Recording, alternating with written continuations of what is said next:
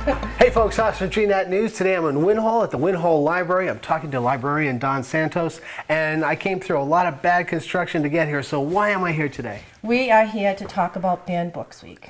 And what is Banned Books Week? Banned Books Week is an annual event where the book community comes together to discuss and celebrate books that have been banned or challenged and to call attention to that issue. So all this free speech we hear about, somebody could say to me, Haas, I don't want your book. Right. I don't want your book in the school, Yeah. or I don't want your book in a prison, or anything like that. Correct. Or, a school library, public libraries. Anything like that. Yes. An old folks home.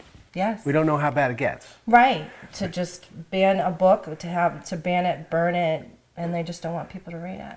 And I understand the phrase banned, but challenged means what, really? Challenge means to put a challenge in to have the book removed, but it didn't get banned. So that's a good news word. Right. That's a challenged is that people had problems with it, or issues, but it didn't get banned or removed from collections. Okay, so we're going to work through. We have 242 books. What do we have? In 2018, we have the 11 most challenged or banned books. So we're going to go through each of those, and she's going to tell us why. Yes. So let me get on the camera, and we'll be right back. All right.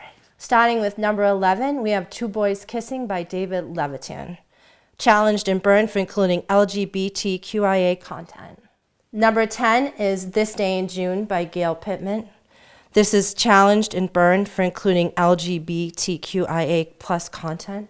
And I just want to make sure that everybody knows that when I say challenged and burned, I mean literally the title was burnt. Number 9, we have The True Diary of a Part-Time Indian by Sherman Alexie.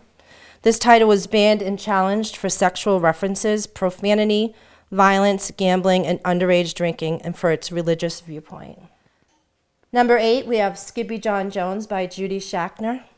This book was challenged for depicting stereotypes of Mexican culture. Number 7 is this one, Summer by Mariko Tamaki. It was banned and challenged for profanity, sexual references, and certain illustrations. Number 6 is 13 Reasons Why by Jay Asher. This book was banned, challenged, and restricted for addressing teen suicide. Number 5 is Drama by Raina Telgemeier, and it was banned and challenged for including LGBTQIA characters and themes.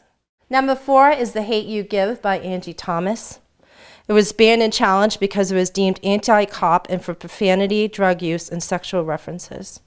The Hate U Give has been chosen by the Vermont Humanities Council as the Vermont Reads for 2020. Number 3, we have Captain Underpants by Dave Pilkey. This series was challenged because it was perceived as encouraging disruptive behavior in children. Number 2, we have A Day in the Life of Marlon Bundo by Jill Twiss. This book was banned and challenged for including LGBTQIA content for political and religious viewpoints as well. And the number 1 book that was banned and challenged in 2018 across America is George by Alex Gino. It was banned, challenged, and relocated because it was believed to encourage children to clear browser history. It mentioned dirty magazines, and it described male anatomy, and included a transgender character. Okay, so that was all 11 books. Yes. And I have to say that after going through those books, I almost feel a little depressed because, for instance, Captain Underpants. They didn't ban it, right? It was just challenged? It was challenged. All right. So important for our society to have a sense of humor. Yes. And now you have... I have the much beloved Harry Potter and the Sorcerer's Stone by J.K. Rowling. And what happened to Harry Potter? Just recently, it was pulled out of a Catholic school and pulled out, and now the children there cannot read the book. Did they say why? Is that what you've got? I have the quote. These books present magic as both good and evil, which is not true, but in fact a clever deception.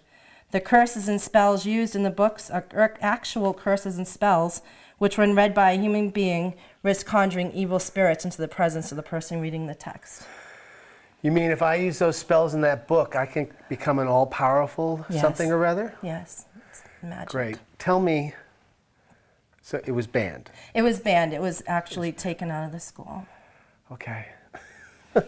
So I do have a What funny. else you got I have there? a funny quote by J.K. Rowling, who did write All Harry right. Potter. She wrote, "A very famous writer once said, 'A book is like a mirror. If a fool looks in, you can't expect a genius to look out.' People tend to find in books what they want to find." Here, here. Thanks for spending time. And thank you for putting up this display. It sort of reminds everybody, I think, in America, not to take anything for granted. So thank you. Thank you, Hoss.